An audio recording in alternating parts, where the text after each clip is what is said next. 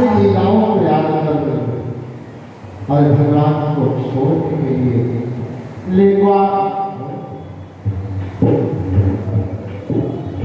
और भगवान से प्रार्थना करते हुए रास्ते में जब रथ रुका, राधा रानी आ गई, राधा रानी को भगवान देखते हुए रथ छोड़ करके दौड़ते हैं।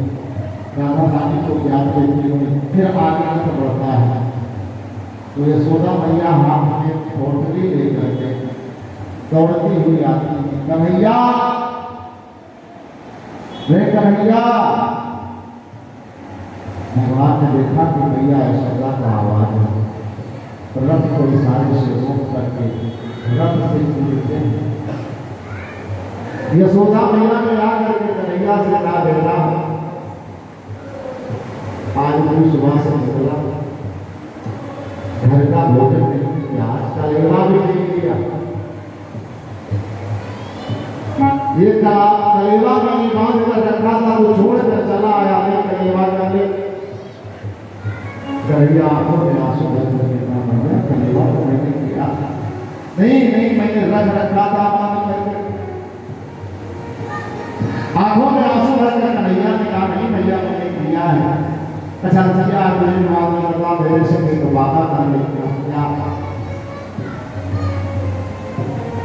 तू मथुरा जा रहा, हाँ मथुरा में जाकर के तो मुझे रात में मालूम हुआ तो बेटा मेरा नहीं, तू देवकी और वासुदेव का बेटा है, इसलिए कन्हैया ने उससे वादा करेगा कि जो मैंने तुमको दंड दिया है, इस दंड को अपनी माँ देवकी से मत कहना कि भैया यशोदा ने मुझे छुरी से जीता था, मैंने आपको ऊपर में बांधा था, मैंने आपको बहुत दंड दिए हैं कन्हैया, लेकिन जा करके तुम देवकी से मत कहना, नहीं तो दुनिया की कोई माँ किसी माँ के ऊपर विश्वास नहीं करेगी और अपने बेटे को किसी के पास छोड़ेगी।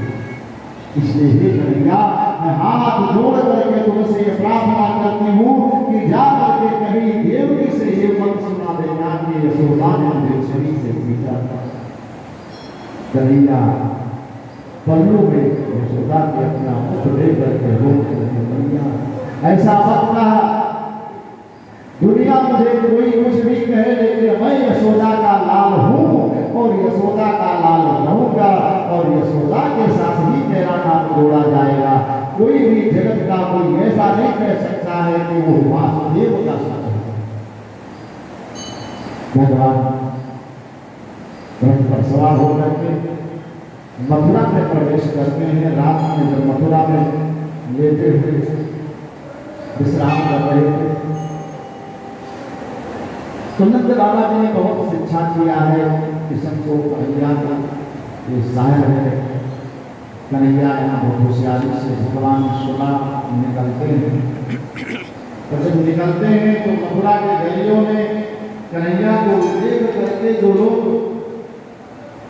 कुछ तो हंसी उड़ाते हैं, क्योंकि ग्वाल बांध है, काली कमरी, पैर में चप्पल नहीं, आंख का वस्त्र नहीं, खाली ऐसे लपेटा फेंका से कुछ लोग स्वागत करते हैं कन्हैया का। कन्हैया जब जा रहे हैं तो कन्हैया ने कहा, देखो भाई सभी को आप वो गोरों से कहा कन्हैया ने कि भाई हम मामा के घर जा रहे हैं और मामा के घर में नंगे भड़क के जाएंगे तो अच्छा से स्वागत होगा, कपड़े उपड़े की व्यवस्था कर लिया जाए। तो कपड़े व्यवस्था हो कहाँ से, इतना जल्दी तो दर्जी भी नहीं कपड़ा बना सकता है। भगवान ने कहा कि इधर उधर कोई देखो तब तक देखा एक धोबी जो है सर पर कपड़े का गट्ठर रखे हुए प्रोग्राम में से कहा जाकर के इनसे दे दो तो 4 कपड़े पहन लेंगे हम। धोबी से जाकर के कहा, भैया हम लोग गोकुल से आए हैं, हमारी रिश्तेदारी यहाँ पर है और रिश्तेदारी में जा रहे हैं तो बिना कपड़े से कैसे जाएंगे, तो दे दो 2-4 दिन के लिए हमको मांगा हुआ कपड़े ही पहन करके चले जाएंगे तो बस ठीक रहेगा। मुझे तो मालूम है किसका सवाल ले रहा है। हमें मालूम है भाई महाराज कौन से लेता है, तो बलराम जी ने कहा उन्हीं के तो भांजे करें, जिनका नाम लिया ना उन्हीं के रिश्तेदारी में आए हैं। क्या तुमको मालूम है कौन से कठोर है, उनको सजा दे देंगे, नहीं देंगे भाग जाए वाले।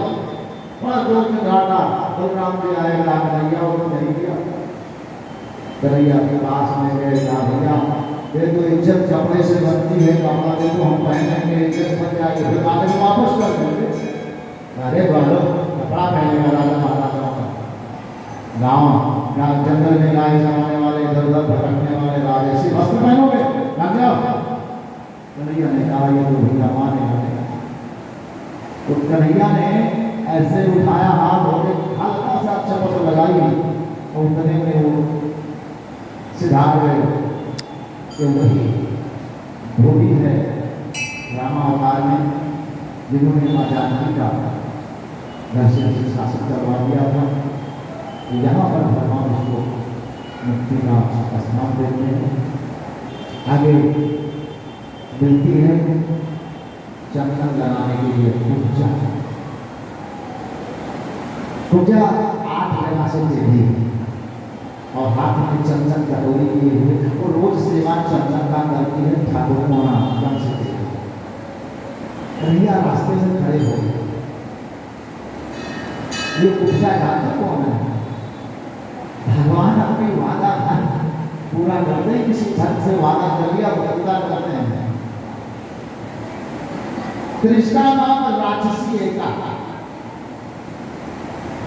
वो जो कृष्णा नाम की राक्षसी थी लंका में, वही आगे के उपजा का अवतार बनी। और भगवान उसकी कामना भगवान मेरे पति बन जाए, भगवान को प्राप्त कर लेंगे। भगवान ने कहा वो देखेंगे द्वापर में, और यहाँ पर आकर के भगवान ने उसको 8 रूपों में यहाँ देखा तो भगवान ने कहा मुझे चंदन लगा दो भैया। अभी तो मैया के रूप में कोई 8 जगह से टेढ़ी है।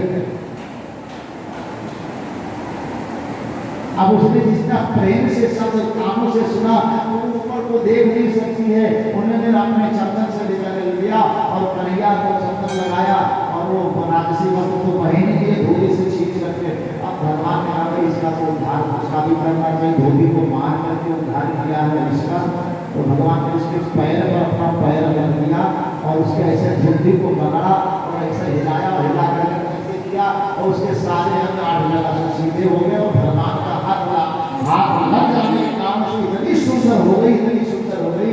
पूजा ने हाथ पकड़ा, श्रीमद् भागवत में लिखा हुआ हाथ पकड़ा और अपने घर को ले गई है और भगवान को अपने घर पर रखा है। भगवान ने उसके संग रमण भी किया है, इसलिए भागवत में वर्णन है। अब भगवान जो है वहां से आगे चलते हैं तो वहां जो साज सज्जा मथुरा का है, तो आप लोगों को मालूम है मथुरा को साधारण से नहीं है, वहां के राजा कंस ने तो इंतजाम कर रखा है। धनुष वही है, कौन सा?